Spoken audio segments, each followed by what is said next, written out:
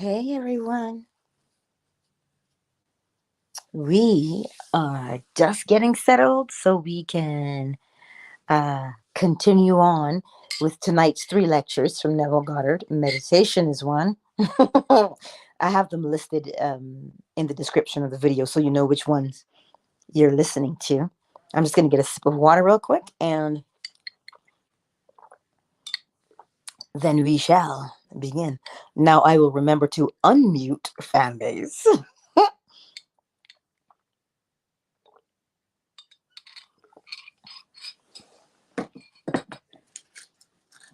There. That part is, oh, Marjorie. Hello, beautiful darling. It is good to see you. Very good to see you. Take that, and I'm going to flip over to start reading.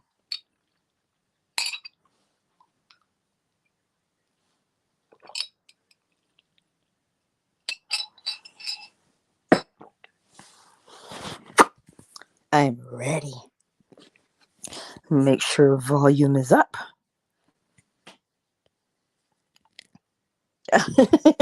Yes, because your guys' time change, right? Ours is coming up sometime either this week or next week. I don't fully remember when, but I'm just going to flip over here. And we are continuing. This is Meditation, his radio talk in Los Angeles of July 1951.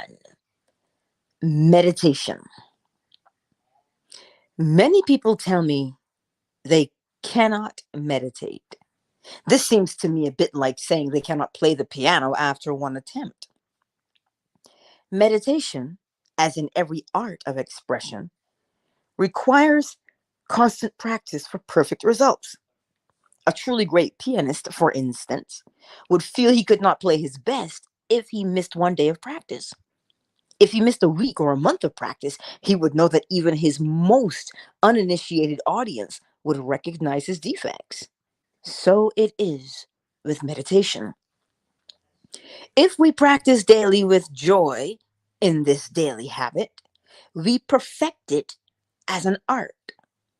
I find that those who complain of the difficulty in meditation do not make it a daily practice, but rather wait until something pressing appears in their world and then, through an act of will, try to fix their attention on the desired state. But they do not know that meditation is the education of the will. For when will and imagination are in conflict, imagination invariably wins. Let me just make sure that I am here. All right, let's go back. The the dictionaries define meditation as fixing one's attention upon, as planning in the mind, as devising and looking forward, engaging in continuous and contemplative thought. A lot of nonsense has been written about meditation. Most books on the subject get the reader nowhere, for they do not explain the process of meditation. All that meditation amounts to is a controlled imagination and a well-sustained attention. Simply hold the attention on a certain idea until it fills the mind and crowds all other ideas out of consciousness. The power of attention shows itself the sure guarantee of an inner force. We must concentrate on the idea to be realized without permitting any distraction. This is the great secret of action. Should the attention wander, bring it back to the idea you wish to realize and do so again and again until the attention becomes immobilized and undergoes an effortless fixation upon the idea presented to it. The idea must hold the attention, must fascinate it, so to speak. All meditation ends at last with the thinker, and he finds he is what he himself has conceived. The undisciplined man's attention is the servant of his vision rather than its master. It is captured by the pressing rather than the important. In the act of meditation, As in the act of adoration, silence is our highest praise. Let us keep our silent sanctuaries, for in them the eternal perspectives are preserved. Day by day, week by week, year by year, at times where none through love or lesser intentions were allowed to interfere. I set myself to attain mastery over my imagination and attention. I sought out ways to make more securely my own those magical lights that dawned and faded within me. I wished to evoke them at will and to be the master of my vision. I would strive to hold my attention on the activities of the day in unwavering concentration, so that not for one moment would the concentration slacken. This is an exercise, a training for higher adventures of the soul. It is no light labor. The plowman's labor working in the fields is easier by far. Empires do not send legions so swiftly to obstruct revolt as all that is alive in us hurries along the nerve highways of the body to frustrate our meditative mood. The beautiful face of one we love glows before us to enchant us from our task. Old enmities and fears beleaguer us. If we are tempted down these vistas, we find after an hour of musing that we have been lured away. We have deserted our task and forgotten that fixity of attention we set out to achieve. What man is there who has complete control of his imagination and attention? A controlled imagination and steadied attention, firmly and repeatedly focused on the idea to be realized, is the beginning of all magical operations. If he persists through weeks and months, sooner or later through meditation, he creates in himself a center of power. He will enter a path all may travel, but on which few do journey. It is a path within himself, where the feet first falter in shadow and darkness, but which later is made brilliant by an inner light. There's no need for special gifts or genius. It is not bestowed on any individual, but won by persistence and practice of meditation. If he persists, the dark caverns of his brain will grow luminous, and he will set out day after day for the hour of meditation as if to keep an appointment with a lover. When it comes, he rises within himself as a diver, too long under water, rises to breathe the air and see the light. In this meditative mood, he experiences in imagination what he would experience in reality had he realized his goal, that he may in time become transformed into the image of his imagined state. The only test of religion worth making is whether it is true born, whether it springs from the deepest consciousness of the individual, whether it is the fruit of experience, or whether it is anything else whatever. This is my reason for speaking to you on my last Sunday in Los Angeles about the true religious attitude. What is your religious attitude? What is my religious attitude? I shall endeavor to show you that the methods of mental and spiritual knowledge are entirely different. For we know a thing mentally by looking at it from the outside, by comparing it with other things, by analyzing and defining it. Whereas we can know a thing spiritually only by becoming it. We must be the thing itself and not merely talk about it or look at it. We must be in love if we are to know what love is. We must be godlike if we are to know what God is. Meditation, like sleep, is an entrance into the subconscious. When you pray, enter into your closet. And when you have shut your door, pray to your Father which is in secret, and your Father which is in secret shall reward you openly. Meditation is an illusion of sleep which diminishes the impression of the outer world and renders the mind more receptive to suggestion from within. The mind in meditation is in a state of relaxation, akin to the feeling attained just before dropping off to sleep. This state is beautifully described by the poet Keats in his Ode to a Nightingale. It is said that as the poet sat in the garden and listened to the nightingale, he fell into a state which he described as a drowsy numbness pains my senses, as though of hemlock I had drunk. Then, after singing his ode to the nightingale, Keats asks himself this question: was it a vision or a waking dream? Fled is the music. Do I wake or sleep? Those are the words of one who has seen something with such vividness of reality that he wonders whether the evidence of his physical eyes can now be believed. Any kind of meditation in which we withdraw into ourselves without making too much effort to think is an outcropping of the subconscious. Think of the subconscious as a tide which ebbs and flows. In sleep, it is a flood tide, while at moments of full wakefulness, the tide is at its lowest ebb. Between these two extremes are any number of intermediary levels. When we are drowsy, dreamy, lulled in gentle reverie, the tide is high. The more wakeful and alert we become, the lower the tide sinks.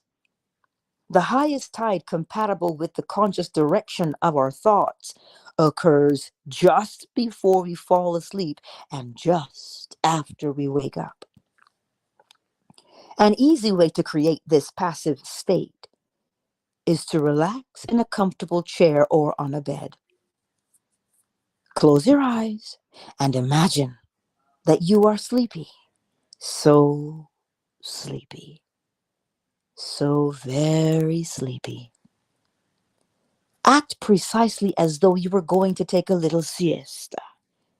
In doing so, you allow the subconscious tide to rise to sufficient height to make your particular assumption effective. When you first attempt this, you may find that all sorts of counter thoughts try to distract you. But if you persist, you will achieve a passive state. When this passive state is reached, think only on things of good report. Imagine that you are now expressing your highest ideal, not how you will express it, but simply feel here and now that you are the noble one you desire to be. You are it now. Call your high ideal into being by imagining and feeling you are it now.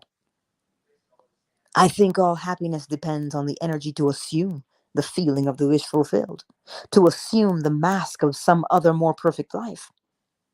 If we cannot imagine ourselves different from what we are and try to assume that second more desirable self, we cannot impose a discipline upon ourselves, though we may accept discipline from others. If we cannot imagine ourselves different from what we are and try to assume that second more desirable self, we cannot impose a discipline upon ourselves, though we may accept discipline from others. Very interesting. Meditation is an activity of the soul. It is an active virtue, and an active virtue, as distinguished from passive acceptance of a code, is theatrical.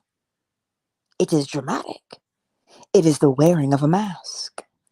As your goal is accepted, you become totally indifferent to possible failure, for acceptance of the end wills the means to the end. When you emerge from the moment of meditation, it is as though you were shown the happy end of a play in which you are the principal actor. Having witnessed the end in your meditation, regardless of any anticlimactic state you enter, you remain calm and secure in the knowledge that the end has been perfectly defined. Creation is finished. And what we call creativeness is really only a deeper receptiveness or keener susceptibility on our part. And this receptiveness is not by might, not by power, but by my spirit, saith the Lord of hosts. Through meditation, we awaken within ourselves a center of light, which will be to us a pillar of cloud by day and a pillar of fire by night. The law of assumption. The great mystic William Blake wrote almost 200 years ago, "What seems to be is to those who to those who it seems to be, and is productive of the most dreadful consequences to those to whom it seems to be." Hmm. Now, at first, this mystical gem seems a bit involved, or at best, to be a play on words. But it is nothing of the kind. Listen to it carefully. What seems to be is to those whom it seems to be. That is certainly clear enough. It is a simple truth about the law of assumption and a warning of the consequences of its misuse. The author of the Epistle to the Romans declared in the 14th chapter, "I know and am persuaded by the Lord Jesus that there is nothing unclean of itself. But to him that esteemeth anything to be unclean, to him it is unclean." We see by this that it is not superior insight, but pure blindness that reads into the greatness of men some littleness with which it chances to be familiar. For what seems to be is to those whom it seems to be. Experiments recently conducted at two of our leading universities revealed this great truth about the law of assumption. They stated in their releases to the newspapers that after 2,000 experiments, they came to the conclusion that what you see when you look at something depends not so much on what is there as on the assumption you make when you look. What you believe to be the real physical world is actually only an assumptive world. In other words, you would not define your husband in the same way that your mother would, yet you're both defining the same person. Your particular relationship to a thing influences your feelings with respect to that thing and makes you see it in an element which is not there. If your feeling in the matter is a self element, it can be cast out. If it is a permanent distinction in the state considered, it cannot be cast out. The thing to do is to try. If you can change your opinion of another, then what you now believe of him cannot be absolutely true, but relatively true.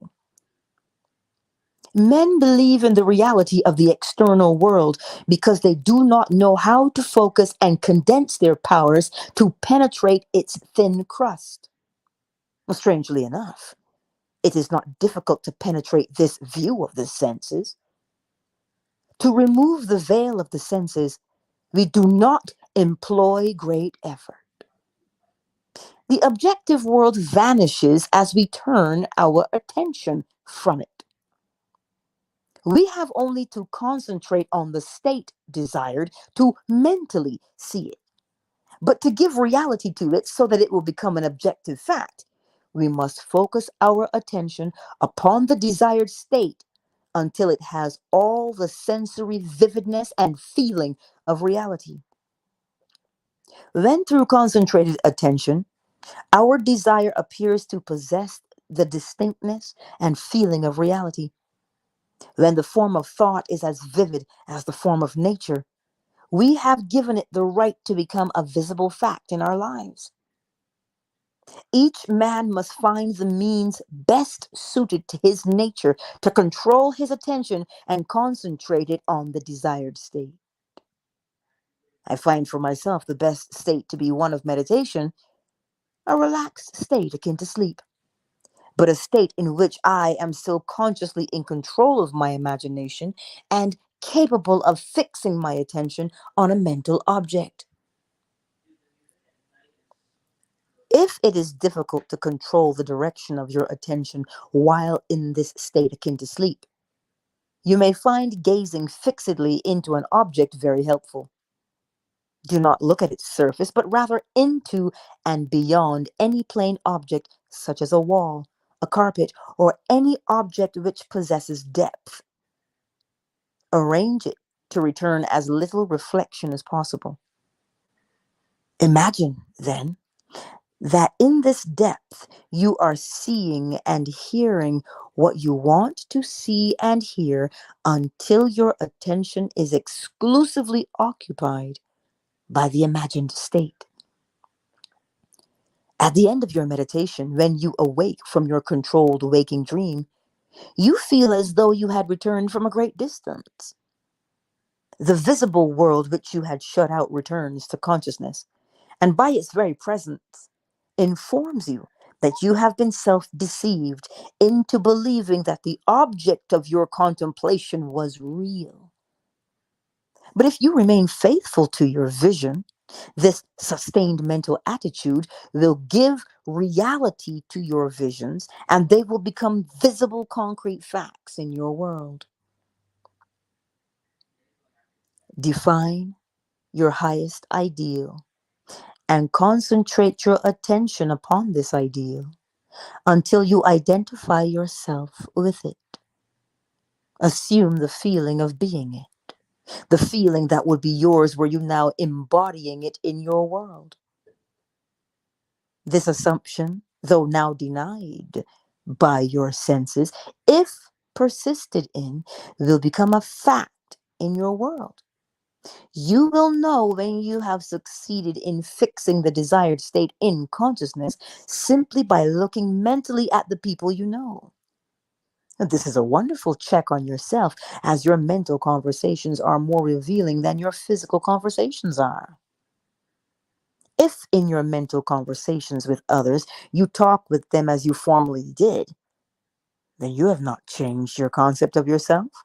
For all changes of concept of self result in a changed relationship to the world. Remember what was said earlier.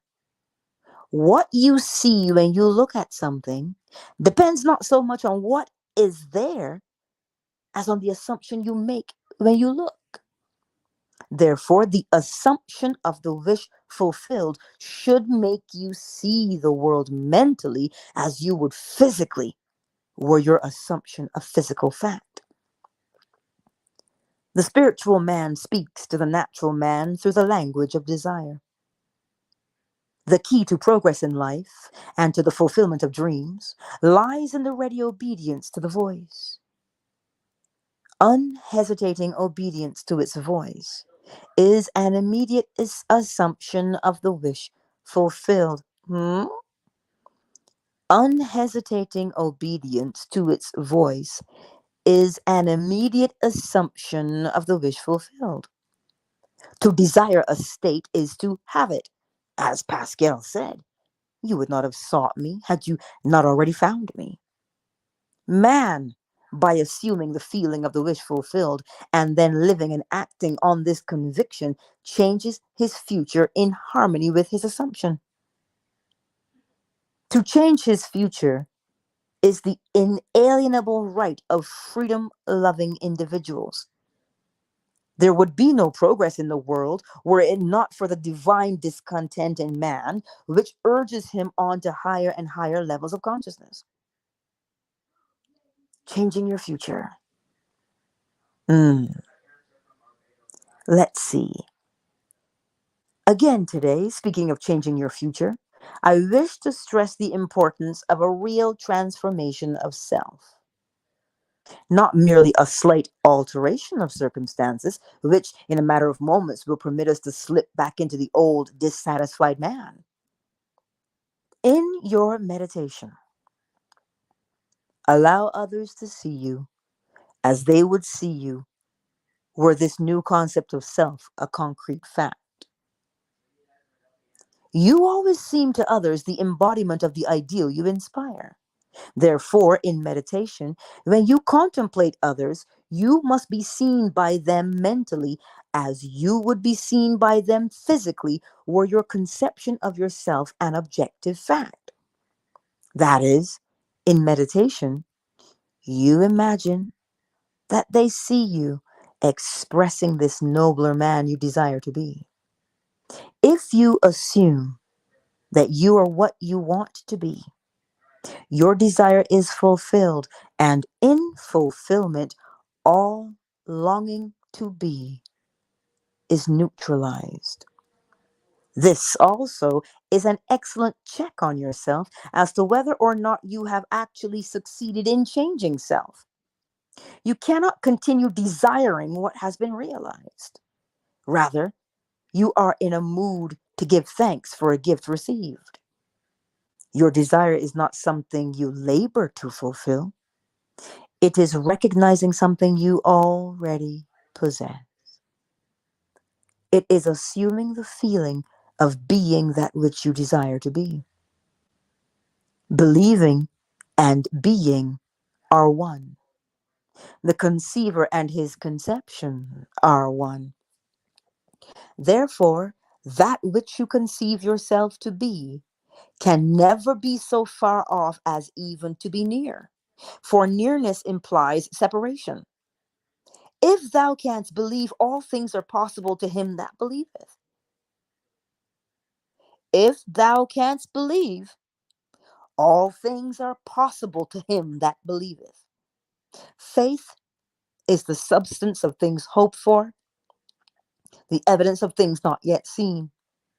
If you assume that you are that finer, nobler one you wish to be, you will see others as they are related to your high assumption. All enlightened men wish for the good of others. If it is the good of another you seek, you must use the same controlled contemplation.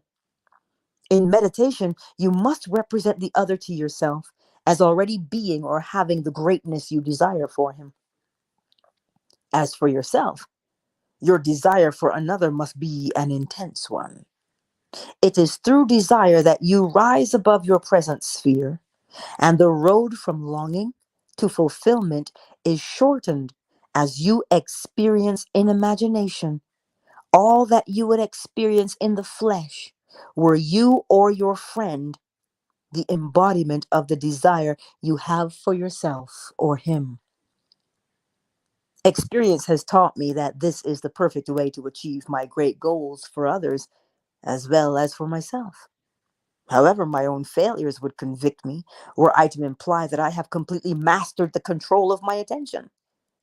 I can, however, with the ancient teacher say, this one thing I do, forgetting those things which are behind and reaching forth unto those things which are before, I press toward the mark for the prize. We will end with this chapter, truth. I wish to ask each one of you listening to me today a question which must be close to the hearts of all us concerning truth. If a man known to you as a murderer broke into your home and asked the whereabouts of your mother, would you tell him where she was? Would you tell him the truth? Would you? Well, I venture not. I hope not. In the most mystical of the Gospels, in the Gospel of St. John, we read, ye shall know the truth, and the truth shall make you free. Therein lies a challenge to us all. The truth shall make you free. If you told the truth concerning your mother, would you set her free? Again, in John, we read, sanctify them by the truth. If you gave your mother up to a murderer, would you sanctify her? What then is the truth of which the Bible so constantly speaks? The truth of the Bible is always coupled with love. The truth of the Bible is that spiritual realization of conscious life in God towards which the human soul evolves through all eternity. Truth is an ever-increasing illumination.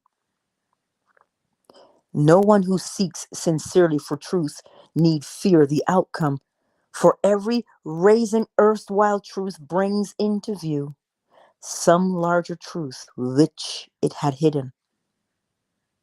The true seeker after truth is not a smug, critical, holier than thou person. Rather, the truth seeker after the true seeker after truth knows the words of Zechariah to be true. Speak ye every man to the truth to his neighbor, and let none of you imagine evil in your hearts against his neighbor. The seeker after truth does not judge from appearances. He sees the good, the truth in all he observes. He knows that a true judgment, cyber, need not conform to the external reality to which it relates. Never are we so blind to the truth as when we see things as they seem to be. Only pictures that idealize really depict the truth. It is never superior insight, but rather pure blindedness that reads into the greatness of another some littleness with which it happens to be familiar. We all know at least one petty gossip who not only imagines evil against his neighbor, but also insists upon spreading that evil far and wide. His cruel accusations are always accompanied by the statement, "It's a fact," or "I know it's the truth." How far from the truth he is. Even if it were the truth as he knows the truth, it is better not to voice it, for a truth told with bad intent beats all the lies you can invent. Such a man is not a seeker after the truth as revealed in the Bible. He seeks not truth so much as support for his own point of view. By his prejudices, he opens a door by which his enemies enter and make their own the secret places of his heart. Let us seek sincerely for the truth as Robert Browning expresses it. Truth is within ourselves. It takes no rise from outward things. Whatever you may believe, there is an immortal center in us all where truth abides in fullness. The truth that is within us is governed by imaginative love. Knowing this great truth, we can no longer imagine evil against any neighbor. We will imagine the best of our neighbor. It is my belief that wherever man's attitude towards life is governed by imaginative love, there it is religious. There he worships. There he perceives the truth. I'm going to be speaking on this subject next Sunday, he says. His title will be Imaginative Love. That's what he calls it. He said, it is an intuitive desire of all mankind to be a finer, nobler being, to do the loving thing. But we can do the loving thing only when all we imagine is full of love for our neighbor. Then we know the truth that sets all mankind free. I believe this is a message that will aid us all in the art of living a better and finer life. Infinite love is unthinkable. Infinite love in unthinkable origin was called God the Father. Infinite love in creative expression was called God the Son. Infinite love in universal interpretation, no, interpenetration, in infinite immanence, and in eternal procession was called God, the Holy Ghost. We must learn to know ourselves as infinite love, as rather than evil. This is not something that we have to become. It is rather for us to recognize something that we are already. The original birthplace of imagination is in love. Love is its lifeblood. Insofar as imagination retains its own life's blood, Its visions are images of truth. Then it mirrors the living identity of the thing it beholds. But if imagination should deny the very power that has brought it to birth, then the direst sort of horror will begin. Instead of rendering back living images of the truth, imagination will fly to love's opposite, fear, and its visions will then be perverted and contorted reflections cast upon a screen of frightful fantasy. Instead of being the supremely creative power, it will become the active agent of destruction. Wherever man's attitude to life is truly imaginative, there man and God are merged in creative unity. Remember that love is always creative, causative in every sphere from the highest to the very lowest. There never has existed thought, word, or deed that was not caused by love or by its opposite, fear of some kind, even if it were only a desire of a not very worthy aim. Love and fear are the mainspring of our mental machinery. Everything is a thought before it becomes a thing. Every thought, so hear it again. Everything is a thought before it becomes a thing. I suggest the pursuit of a high ideal to make a fact of being become a fact of consciousness, and to do this by training the imagination to realize that the only atmosphere in which we truly live and move and have our being is infinite love. God is love. Love never faileth. Infinite creative spirit is love. The urge that caused infinite unconditioned consciousness to condition itself into millions of sensitive forms is love. Love, regarded as an abstraction, apart from an object, is unthinkable. Love is not love if there is no beloved. Love only becomes thinkable in relation, in process, in act. Let us recognize with Blake that he who will not live by love must be subdued by fear, and set ourselves the highest of ideals to love and to live by it.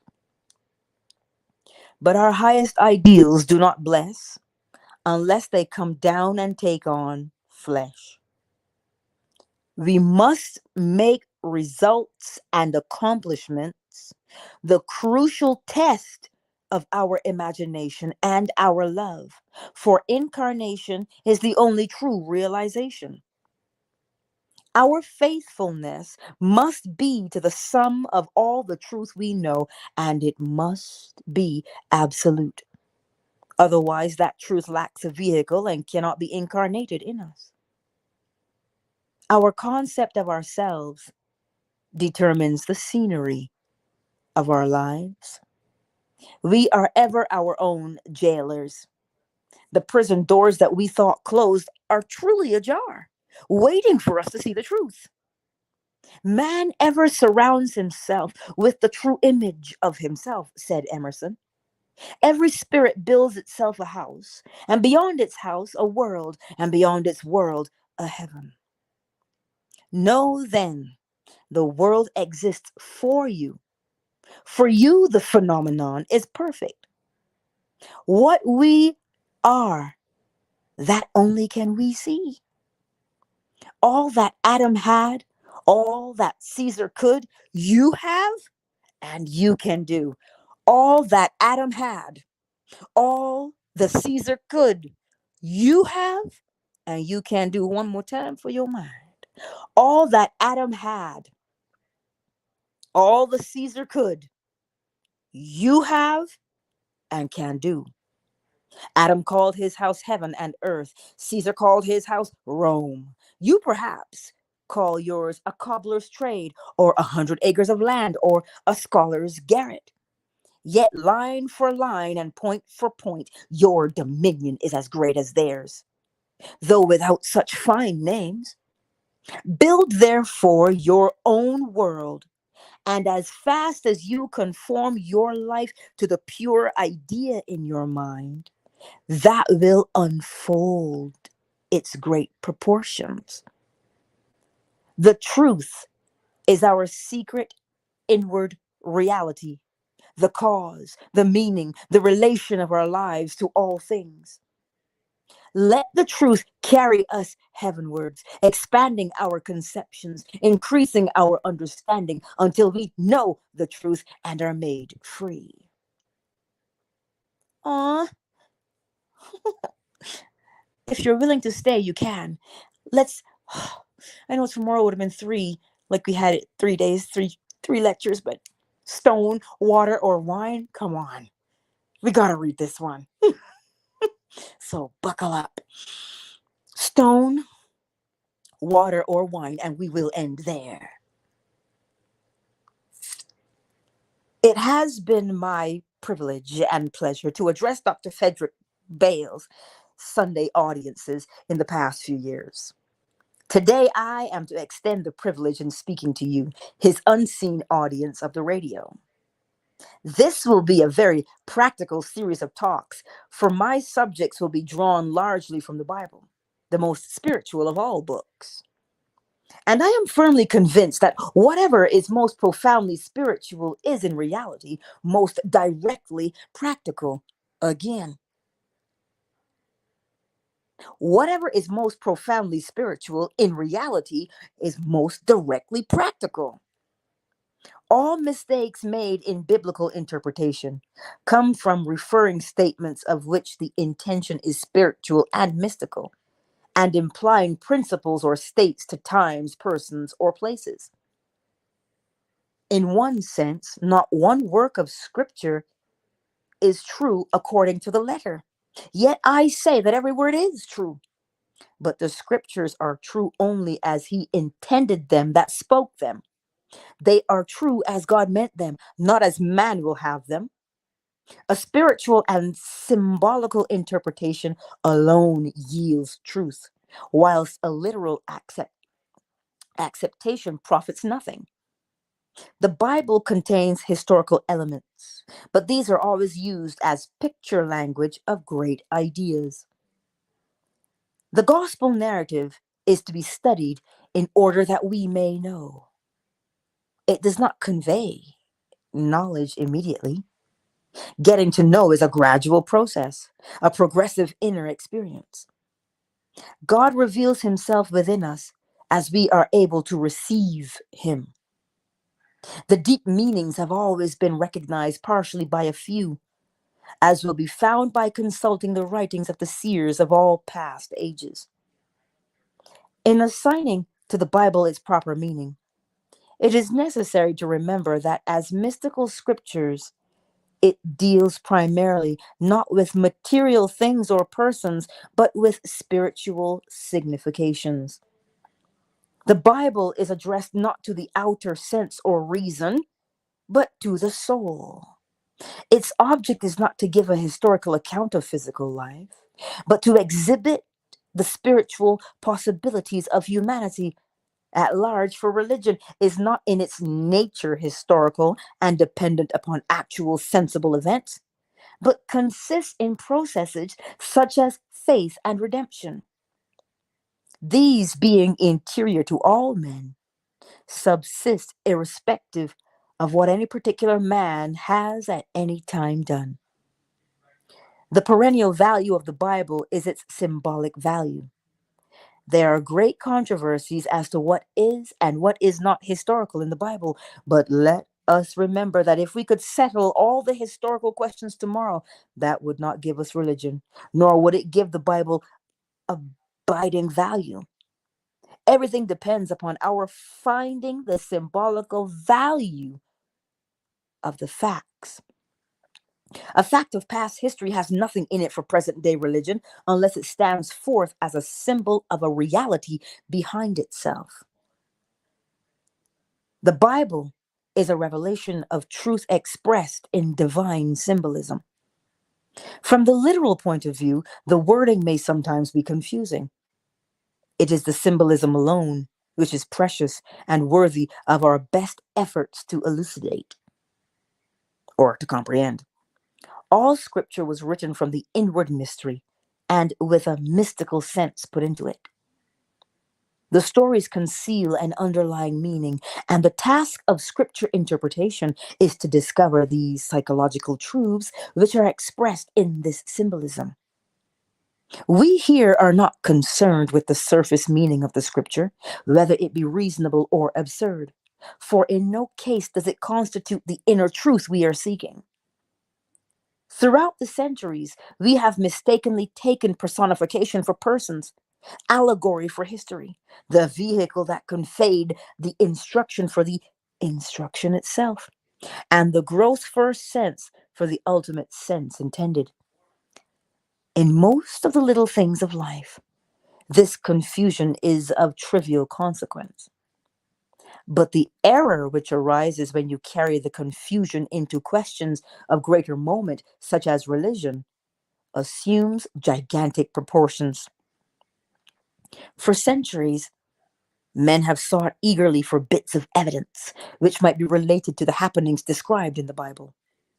While most people believe that its characters lived, no proof of their lives on earth has ever been found and may never be found. This is unimportant for the ancient teachers who were not writing history, but an allegorical picture lesson of certain basic principles which they clothed in the garb of history. The form of the various stories of the Bible is as distinct from its substance as the form of a grain of wheat is distinct from the life germ within it. As the assimilative organs of the body discriminate between food that can be built into the physical system and food that must be cast off, so do the awakened intuitive faculties discover beneath allegory and parable the psychological life germ, and feeding on this, they cast off the fiction which conveyed it. The Bible is the largest selling book in this country. It is probably the least read and certainly the least understood. Throughout the Bible, the symbols of stone, water, and wine are used. The stones of the Bible are its literal truths. The Ten Commandments, we are told, were written on stone. The water of the Bible is the psychological meaning hidden in these literal truths of stone. I give you living waters. That is, the inner knowledge that can make these stories a living reality in your life. The wine you must make for yourself through the wise use of this living water or psychological truth. This is an absolute necessity to the truly religious man. This is what Sir Walter Scott meant when he said, man's greatest education is that which he gives to himself. Are you stone, water, or wine? Well, you may judge whether your understanding of the Bible is merely literal, psychological, or truly spiritual, and therefore profoundly practical. The Bible is, from beginning to end, all about transcending the violence which characterizes mankind's present level of being.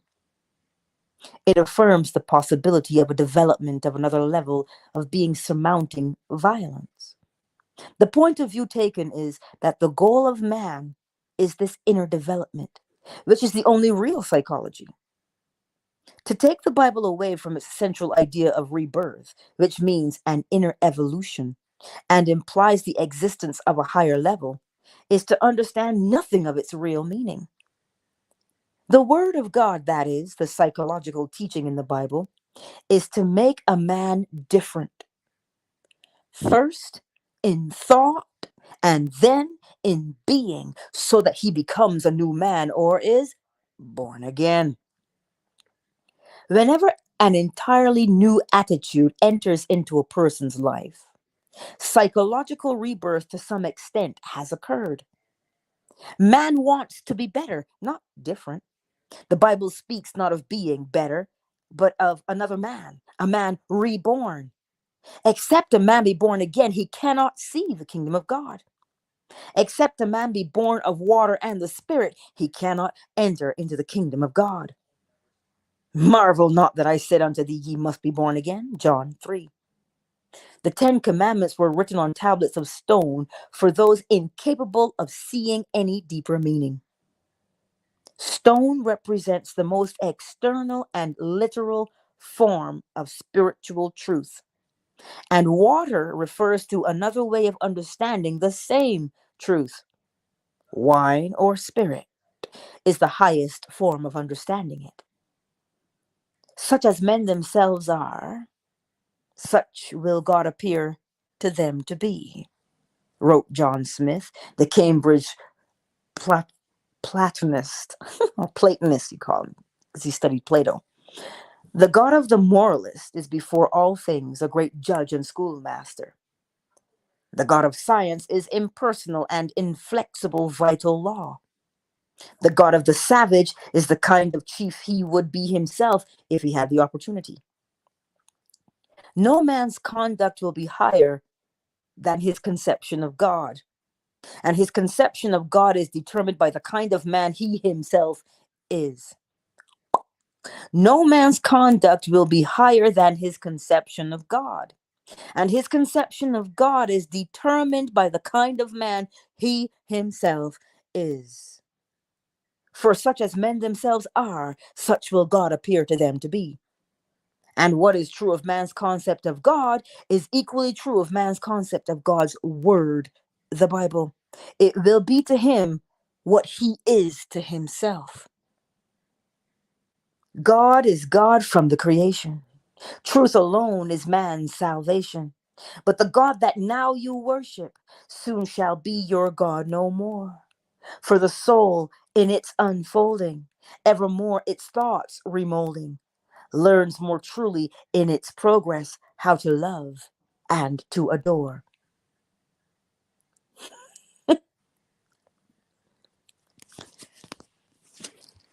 Well, we're here.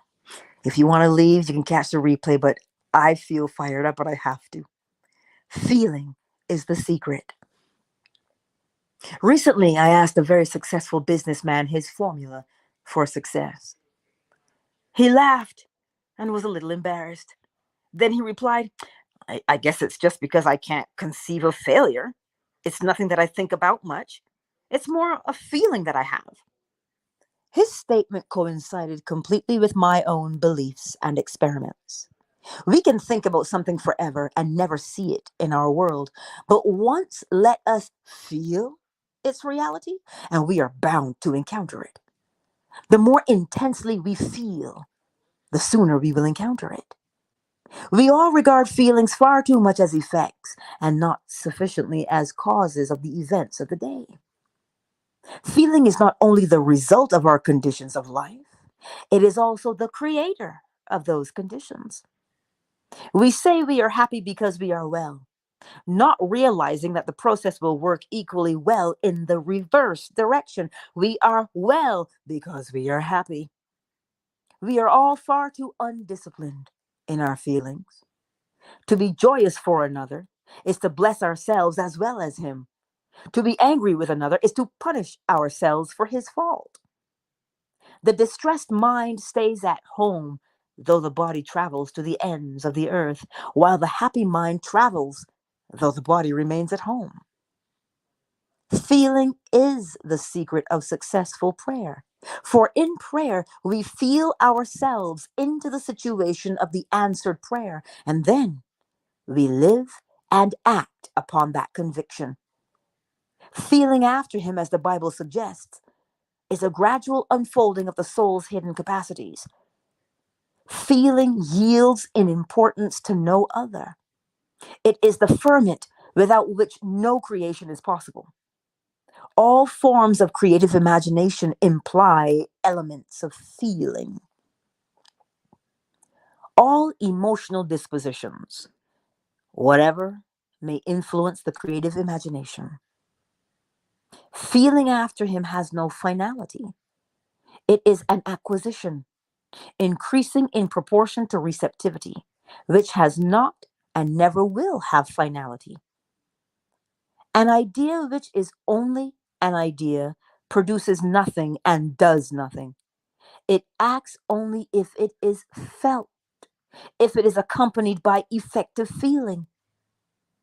Somewhere within the soul, there is a mood which, if found, means wealth, health, happiness to us. The creative desire is innate in man. His whole happiness is involved in this impulse to create. Because men do not perfectly feel the results of their prayers, because man or men do not feel perfectly the results of their prayers are unsure, then they might be perfectly sure. We read in Proverbs, a merry heart doeth good like a medicine, but a broken spirit drieth the bones. Orchestral hearts burn in the oil of the lamp of the king. The spirit sings unto the Lord a new song. All true prayer wears a glad countenance. The good are anointed with the oil of gladness above their fellows. Let us then watch our feelings, our reactions to the day's events, and let us guard our feelings even more zealously in the act of prayer, for prayer is the true creative state.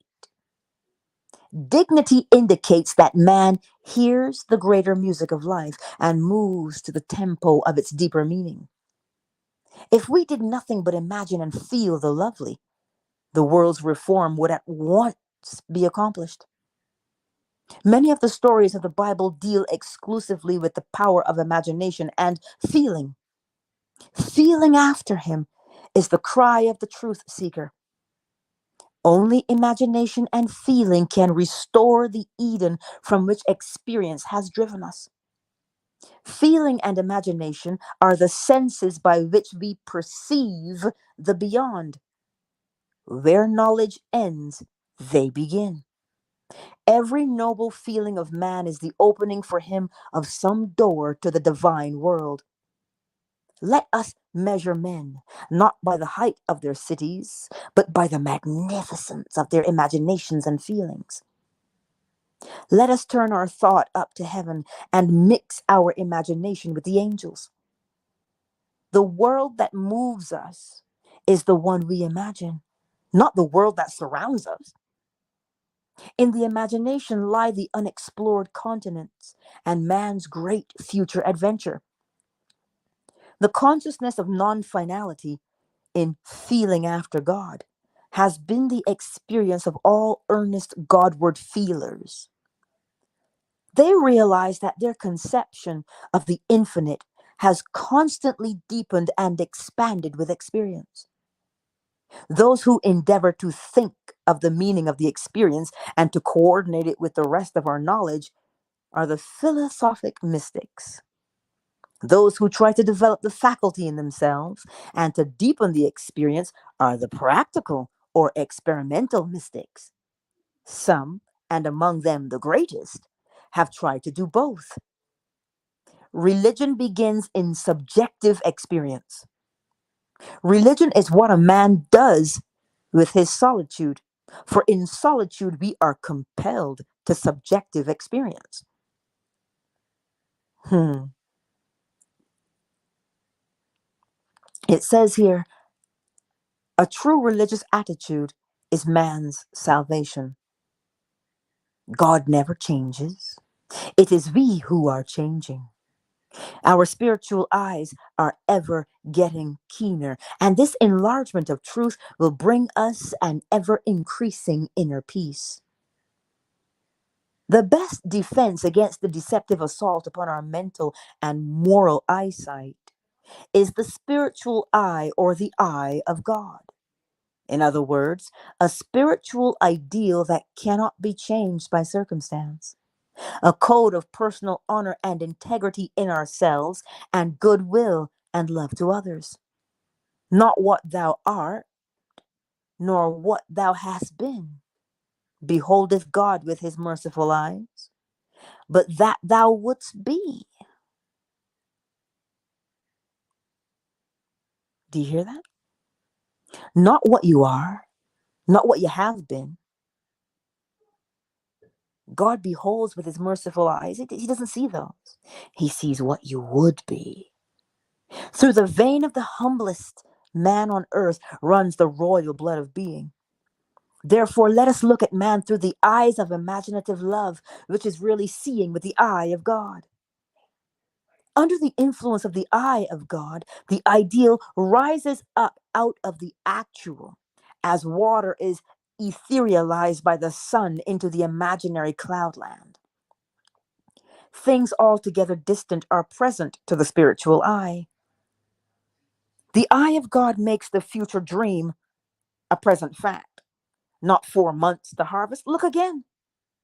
If we persist in this seeing, one day we will arise with the distance in our eyes, and all the staying, stagnant nearby will suddenly be of no importance.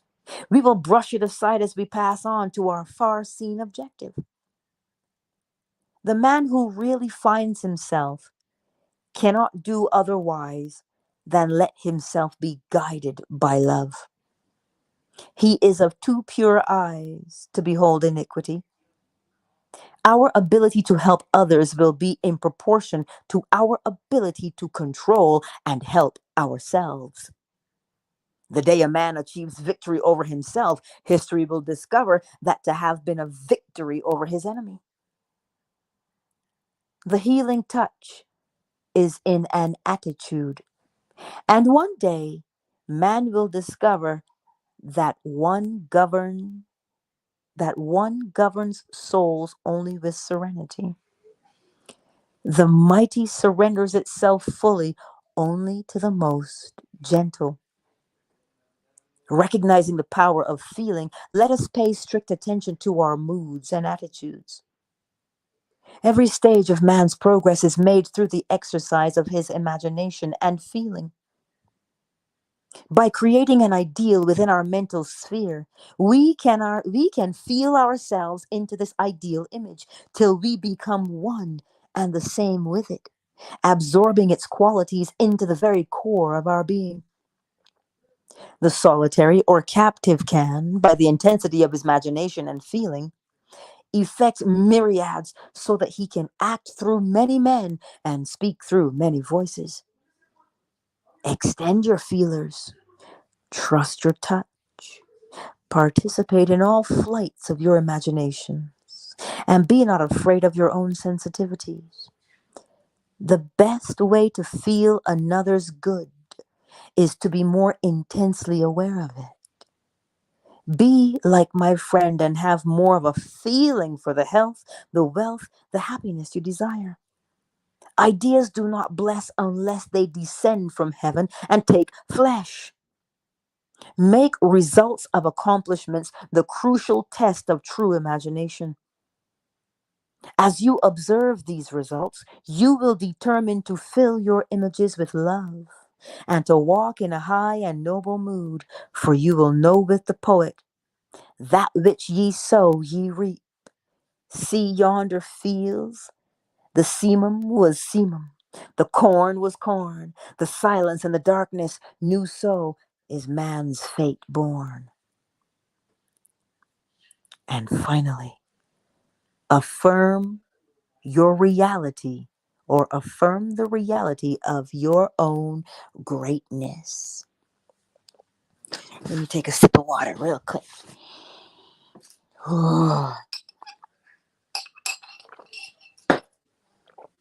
Affirm the reality of your own greatness.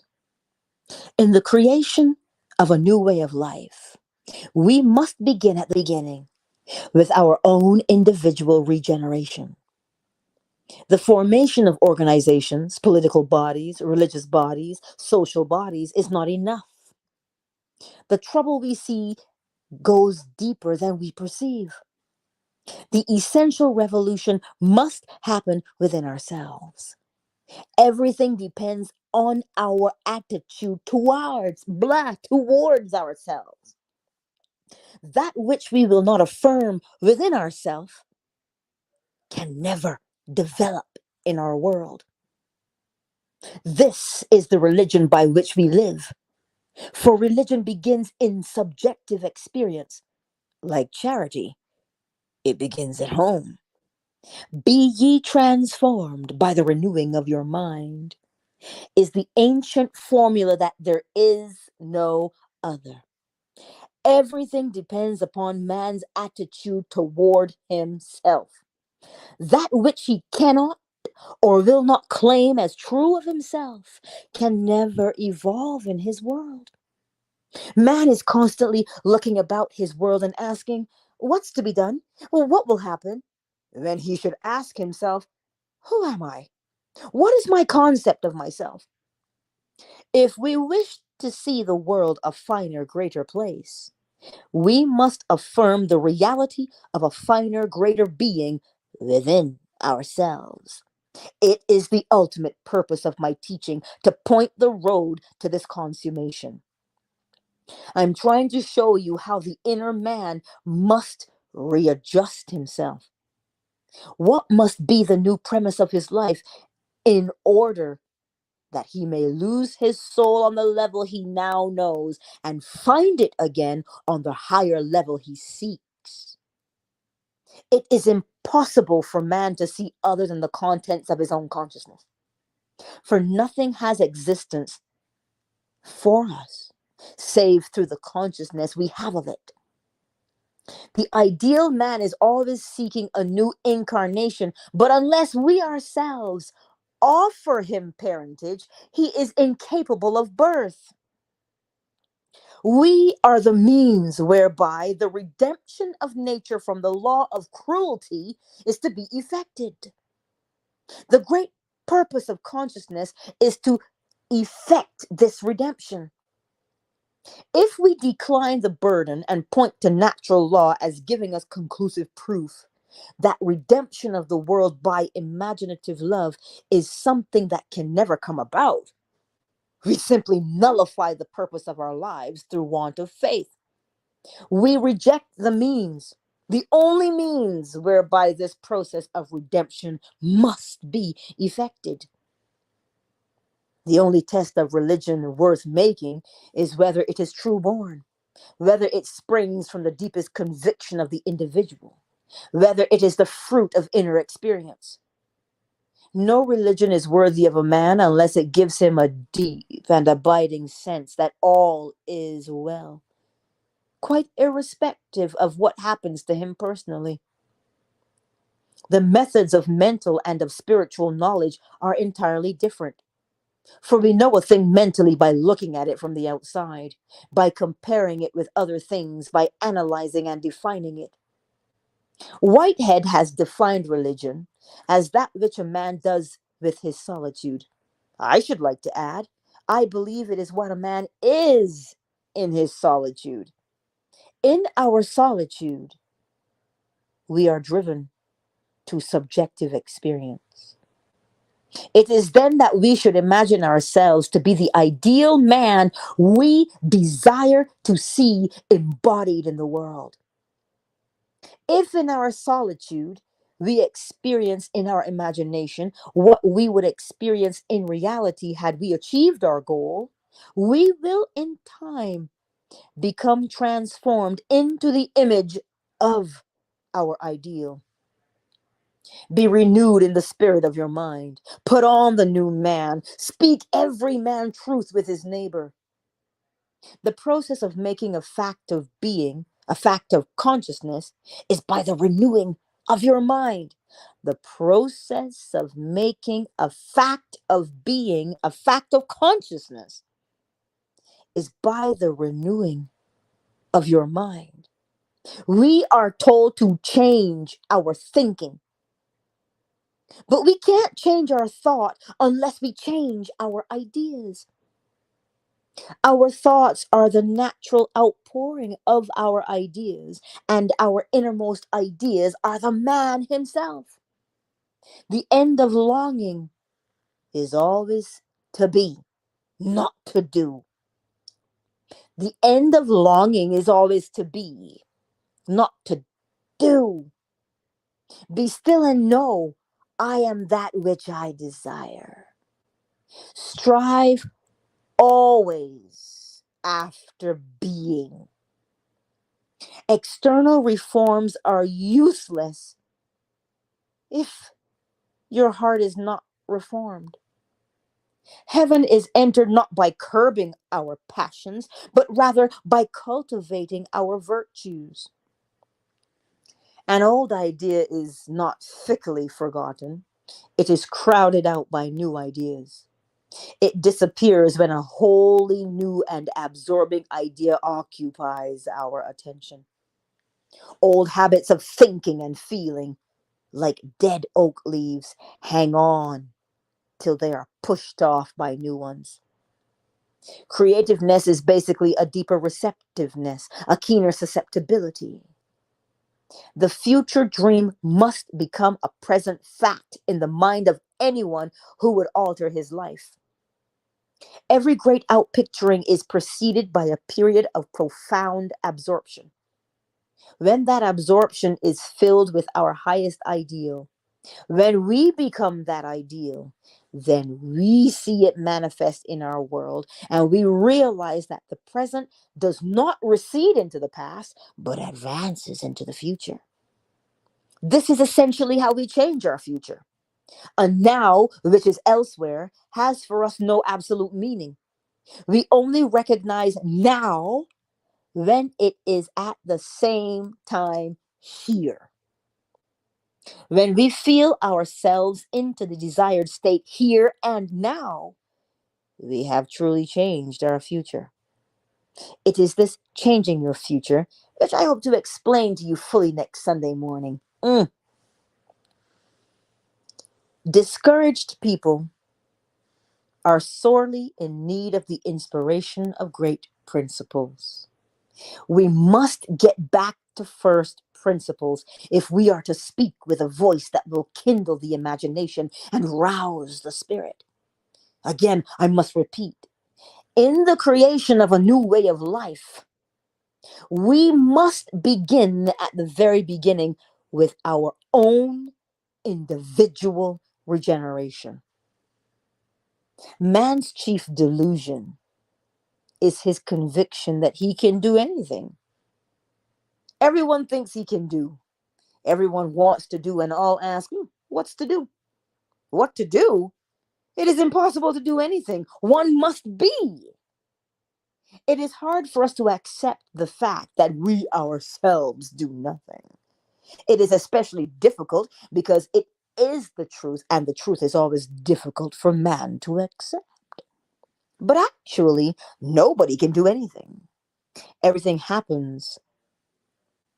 All that befalls man, all that is done by him, all that comes from him, all that happens, and it happens in exactly the same way that rain falls, as a result of a change in the temperature in the higher regions of the atmosphere. This is a challenge to us all. What concept are we holding of ourselves in the higher regions of our soul?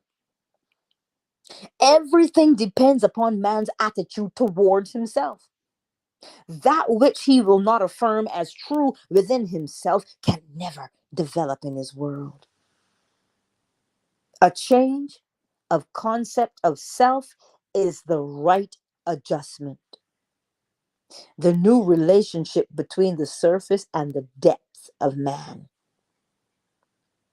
Deepening is, in principle, always possible, for the ultimate depth lives in everyone, and it is only a question of becoming conscious of it. Life demands of us the willingness to die and to be born again mentally. This is not meant that we die in the flesh, we die in the spirit of the old man to become the new man, that we see the new man in the flesh. Subjection to the will of God is an old phrase. For it, and there is, I believe, no new one that is better. In that self-committal to the idea we desire to express, all conflict is dispersed, and we are transformed into the image of the ideal in whom we rest. We are told that the man without a wedding garment reaches the kingdom by cleverly pretending. He does not believe internally what he practices externally. He appears good, kind, charitable. He uses the right words, but inwardly he believes nothing. Coming into the strong light of those far more conscious than himself, he ceases to be he ceases to deceive.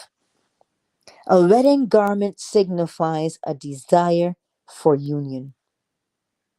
He has no desire to unite with what he teaches, even if what he teaches is the truth. Therefore, he has no wedding garment. When we are united with the truth, then we will put off the old nature and be renewed in the spirit of our mind.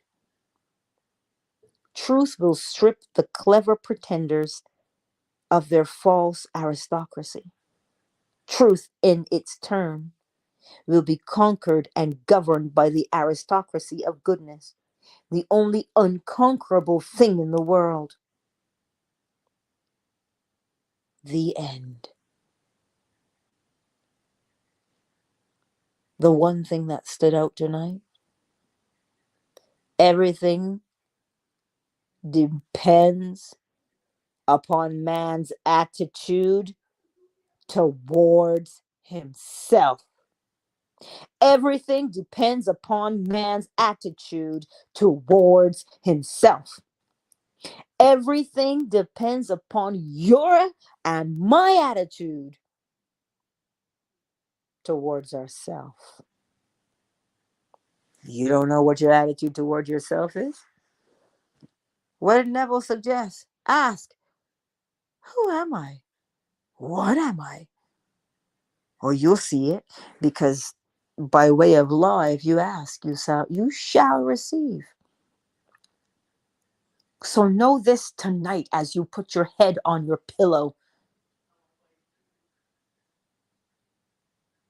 Your everything depends upon your attitude of yourself. And that is it. Everything depends upon man's attitude towards himself. So what is your attitude toward yourself? Find that part out. Oh, law of reversibility, cause and effect. See the thing that you are experiencing. Neville is telling us practicality is key. You can wish all you want, but until you actually experience the thing you're wishing for, what's holding you back? Your attitude toward yourself. I don't know about you, but I am convicted. Where? Where in your life? That's why it says you don't judge. Where in your life do you have a poor attitude toward yourself? All the while you're longing to be better. And Neville says begin at the beginning. Your attitude towards yourself. Your attitude towards yourself. Whose attitude? My attitude. Not your mother's attitude. Not your daddy's attitude. Not your teacher's attitude. Not your boss's attitude. Your attitude. My attitude of myself. That is what renews your mind. Change the attitude you have of yourself. Oh, but it's too difficult. What did he say? What did he learn? See that fear? It keeps you right where you are. But get up for the love of yourself. The love of yourself. You want to be better. You want to be. Well, then, cast aside that old thing. Listen, it's nasty. Chuck it. No amount of washing is going to change that. Just chuck it and adopt a new attitude towards yourself. I got a new attitude. Get your new attitude, and you will begin to see in the physical the evidence of your new attitude, because that is the purpose, is it not? To recognize your new attitude outwardly. I don't know what we're going to read next by Neville Goddard tomorrow, but we're going to start something. We're going to start something. So whatever it is, we're ready for it. Well, but that's it, Marquise. That's it. You know when they say I'm just tired of being tired. I'm tired. What did we read about all those other stories? What did the man say? The man said, I was desperate. So I decided I was going to put what you taught to the test. Well, tonight, you see that desperation? Use it. Use that desperation to say, whoa, what is that new attitude of myself that I want? Because you know why? I am tired of the stench of my present life. And only you, my beautiful friends, can get the stench. You know, you sniff your armpits. It's only you that can smell it. So when you smell it, you say, ugh, that will not do. But what attitude will do? Begin there. And you try it on. And you say, oh, this is nice. I like the feeling of this. Let me do it again. And let me do it again. And let me do it again. Because you see, you haven't set out to be disciplined, but you become disciplined the more you practice applying that new attitude. It is a byproduct because the law makes it easy for us to accomplish. And as I said, I don't know about you, but I am fired up. Well, cyber, yes. Man's idea of God is the idea he holds of himself. You have an idea of yourself, that's how you see God. Period. So however you see God, you have to see yourself. Because who is God? Who is God? You. Listen, not in the way the world says, I am God. No, you are God of your own creation in your world right now. So as you put your head on that pillow tonight, you don't even have to speak. The desire is projected out of you that says, oh, I want a new attitude of myself. Then take it. Don't be shy. Don't be tentative. Think about it for a minute. You have two choices: remain as you are or become what it is you say you want to be. Well, then that means you got to change your attitude. And you notice how it's the path of least resistance. You don't got to go out there and bust things down. Change your attitude of yourself. You get up and you say, my new attitude is this. And you begin to practice it, walk in it, accept it over and over and over again until such time you're like, oh, you don't even remember the old way you used to be. Neville said it. He used to have those friends that he hung out with as dancers, and he doesn't cross the other side of the road when he sees them, but they just have nothing in common because he's no longer the same. He still loves them, but they're no longer the same, so they can't hang out. So that is your encouragement tonight as you rest your head on your pillow. Simply accept that new attitude of yourself. Simply accept it. That, my beautiful friends, I shall not keep you because it is midnight for some of y'all's. But I hope that that feeling you have in the middle of your chest is telling you, you can do this. What is that attitude?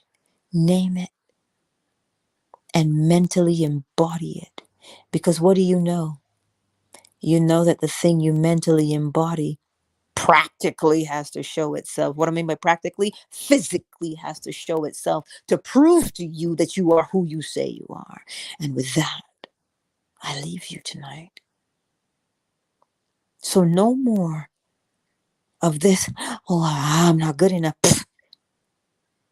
You keep saying you're not good enough, you will experience the evidence of you're not good enough. But be transformed by the renewing of your mind. Be transformed by the renewing of your mind. And it says, and I will read it to you one last time, and I will close with this. I'll close with it. Everything depends upon man's attitude towards himself. That which he will not affirm as true within himself can never develop in his world. A change of concept of self is the right adjustment, the new relationship between the surface and the depth of man. Marjorie says it's 5 a.m. Well, then in that case, let's all hit the hay and accept your new attitude towards yourself. I love you dearly. Thank you for the love, fan base. I love you dearly. And I will see you. Thank you. You're welcome, Marquise. I love you all.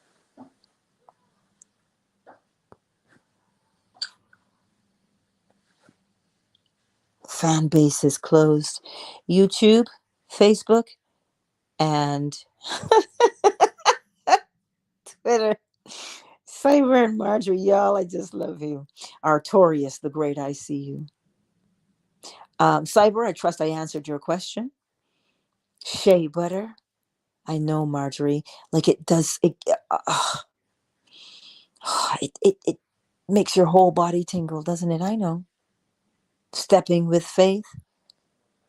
Yeah, I see you all. 11:11. Oh, snap. All right, my beautiful friends. I will find another lecture and we will read from Neville Goddard so that we move ourselves from just hearers towards being, towards being. I love you. Rest well. And Marjorie, take the day by storm, baby. Because you're there already. I love you.